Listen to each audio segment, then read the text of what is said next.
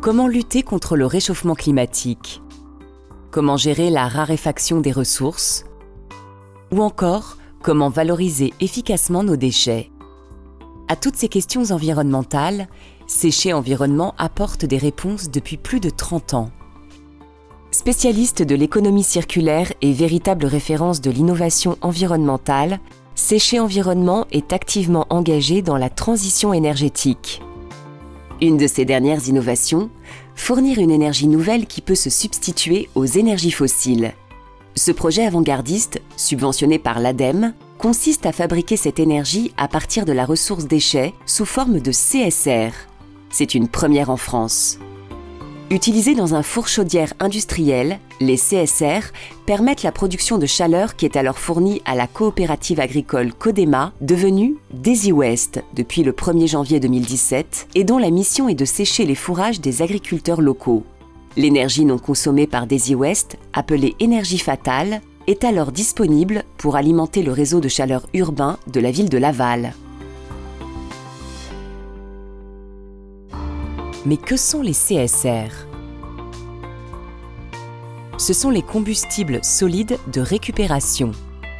Ils sont composés de certains déchets actuellement non recyclables. Tous les déchets que nous produisons sont triés pour en extraire toutes les matières que nous pouvons recycler. Le bois, le papier et certains plastiques. C'est ce qu'on appelle la valorisation matière. C'est l'un des objectifs prioritaires de la gestion des déchets. Mais parmi les déchets qui ne peuvent pas être recyclés, certains contiennent pourtant des matériaux à haut potentiel énergétique qui pourraient être utiles. Les mélanges de matières et les matériaux complexes comme certains plastiques. Ces déchets, produits par les habitants et par les activités économiques, proviennent de tout type de filières. Il peut s'agir par exemple de refus du tri des emballages ou bien de fractions issues du tri des déchets d'ameublement et du tout venant.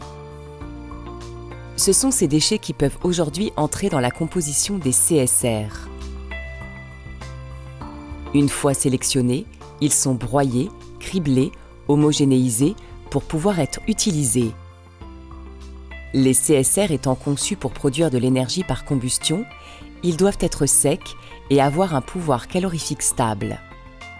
Certains éléments ne peuvent pas entrer dans leur composition. Les liquides, les matières minérales, les microcontaminants et bien sûr, toute matière dangereuse. Préparés avec un objectif de qualité, les CSR sont contrôlés avant toute utilisation.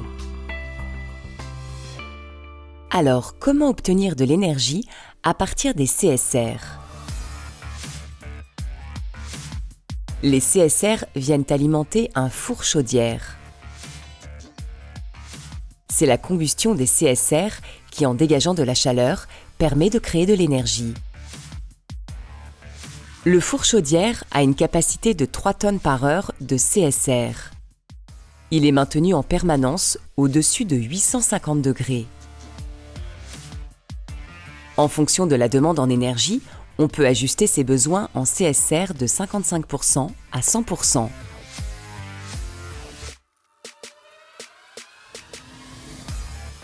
La combustion s'opère dans un lit de sable fluidisé. Cette technologie circulante permet d'utiliser des combustibles avec des pouvoirs calorifiques très variés, tout en garantissant une température homogène dans le four et un rendement de récupération d'énergie de 90%. L'énergie contenue dans les fumées est transformée en vapeur d'eau dans la chaudière. Grâce à un échangeur thermique, cette vapeur vient ensuite réchauffer l'eau du circuit fermé destiné à alimenter le réseau de chaleur de Laval. Cette eau est un véritable transporteur d'énergie. Elle apporte de la chaleur à 10 km du lieu de production, puis revient sur le site de Séché Environnement afin d'être chauffée à nouveau par le four chaudière. Le four chaudière est utile toute l'année. La coopérative agricole DaisyWest, qui reçoit la chaleur issue du four chaudière, ne consomme pas la totalité de l'énergie mise à sa disposition. Ses besoins sont liés aux cycles végétaux, de fin mars à début novembre. L'énergie fatale est hivernale, donc particulièrement compatible avec le réseau de chauffage urbain. En effet, C'est en hiver que la consommation d'énergie est maximale, avec un besoin bien au-dessus de 20 MW, alors qu'en été, seulement 3 ou 4 MW sont nécessaires pour la production d'eau chaude sanitaire.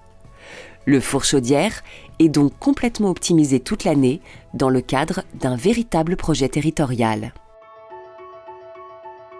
Les CSR sont-ils la seule source d'énergie à partir de déchets? Non.